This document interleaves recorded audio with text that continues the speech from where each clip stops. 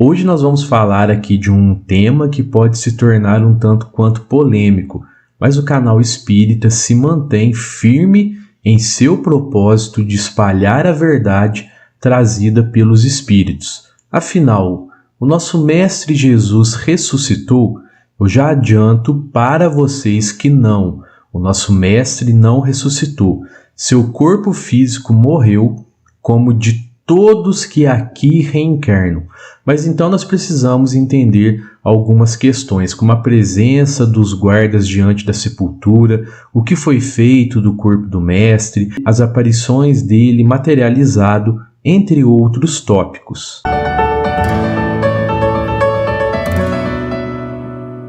Fala meus amigos e minhas amigas, eu sou o professor Luiz Fernando Amaral. Muito legal ter você comigo mais uma vez aqui no canal Espírita. No terceiro dia, no domingo de manhã, a terra treme e um anjo desce do céu e afasta a pesada pedra. Os soldados ficam assustados e caem ao chão. Quando conseguem se refazer, eles correm até a cidade. Naquela mesma hora, Maria Madalena e mais algumas amigas do nosso Mestre Jesus correm ao túmulo com aromas para ungí-lo. No caminho elas indagam como vão fazer para abrir o túmulo, mas quando chegaram ali, o túmulo já estava aberto.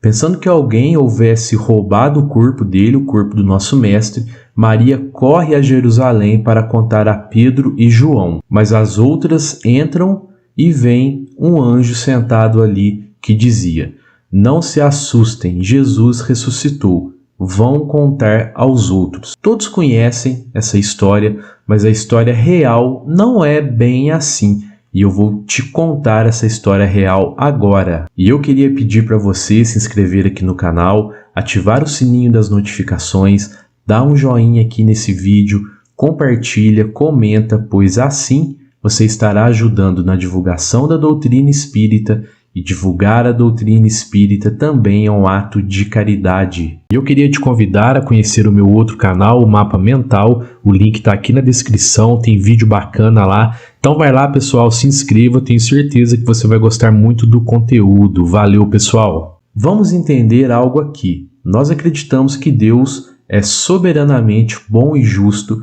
e criador de todas as coisas. Ele criou a natureza e as suas leis, e a lei natural diz que a morte do corpo físico é irreversível. Sendo Deus soberanamente bom e justo, ele precisaria ferir as próprias leis que criou, as leis da natureza, para provar alguma coisa?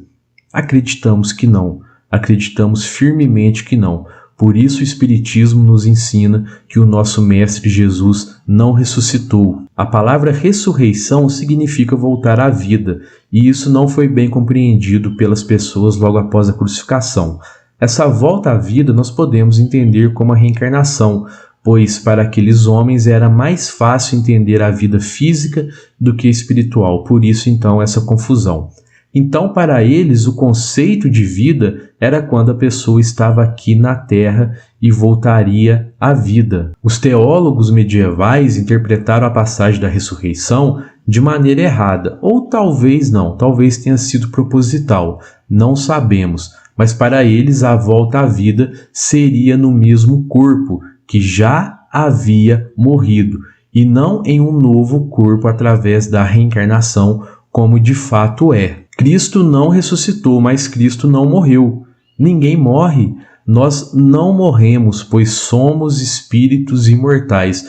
O corpo sim pode morrer, mas o espírito não morre. E nós ainda voltaremos à vida material através de várias reencarnações que ainda nos esperam. Mas como nós podemos explicar a questão do corpo do Mestre não estar presente no sepulcro quando Maria Madalena lá chegou? Há duas versões, sem ser essa da ressurreição, de que ele ressuscitou. Nós sabemos, pessoal, que após a crucificação, José de Arimateia conseguiu a permissão de Pilatos para levar o corpo de Jesus para o sepulcro que pertencia à família dele, de José de Arimateia.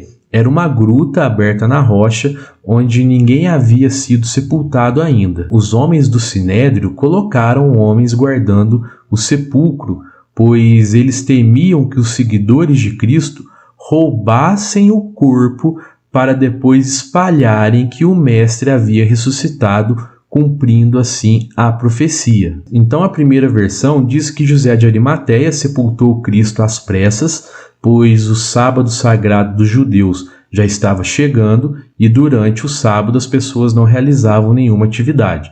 Lembrando que Cristo desencarnou na sexta-feira à tarde e os judeus já começavam a guardar o sábado ao pôr do sol de sexta-feira. Então José de Arimateia teve pressa em sepultar Cristo, tanto que o sepultou no sepulcro da própria família. Então essa primeira versão diz que provavelmente José de Arimateia no sábado teria ido no sepulcro ocultamente junto com mais algumas pessoas, já que esse sepulcro era provisório, não era da família do nosso mestre. Ele teria retirado o corpo do mestre de lá e levado até o sepulcro definitivo, que nós não sabemos onde é, pois os apóstolos não participaram desse translado do corpo. Os guardas poderiam ter sido subornados por José de Arimateia ou caído em sono profundo pela influência do plano espiritual, pois essa ação de José de Arimateia teria sido importantíssima para o início do cristianismo,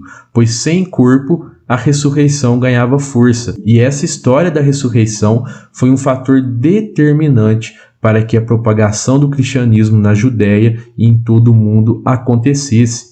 Os homens da época, eles precisavam do fantástico, daquilo que chamamos hoje de sobrenatural.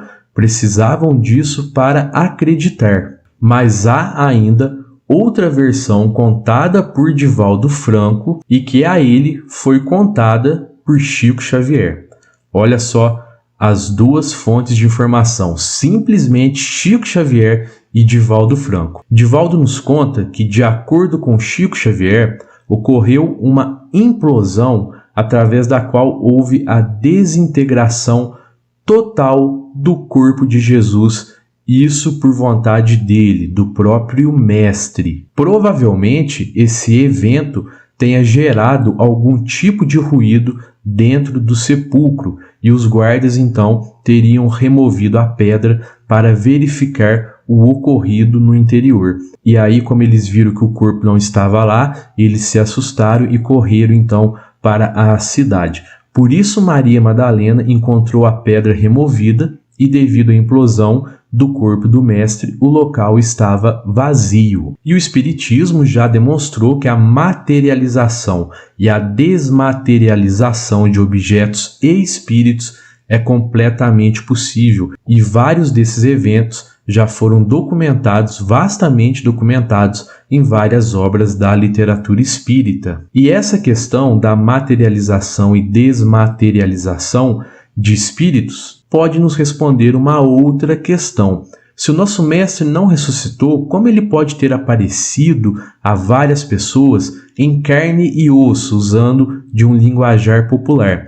Como Tomé, por exemplo, poderia ter tocado o corpo dele e tocado até as suas feridas? Vamos entender, Cristo não apareceu com seu corpo físico, mas com o seu perispírito. O perispírito é um corpo fluídico que existe entre o corpo físico e entre o espírito, e ele pode guardar ou não a aparência do físico anterior, do corpo físico anterior, conforme o espírito as mentalize ou não. Ou seja, Cristo se materializou através do seu perispírito para poder se comunicar com as pessoas. Claro, ele fez isso devido ao grau evolutivo daquelas pessoas da época, alguns de nós, inclusive, reencarnados lá, então, naquela época, mais ou menos 2000 anos, pois essas pessoas só acreditariam caso ele aparecesse materializado, ou seja, na matéria, assim como diziam as profecias. E eu queria agradecer a você que ficou comigo até aqui no final desse vídeo. Confere aí se você está inscrito no canal, se você deu um joinha aqui nesse vídeo, tá bom? Um fraterno abraço a todos e que assim seja!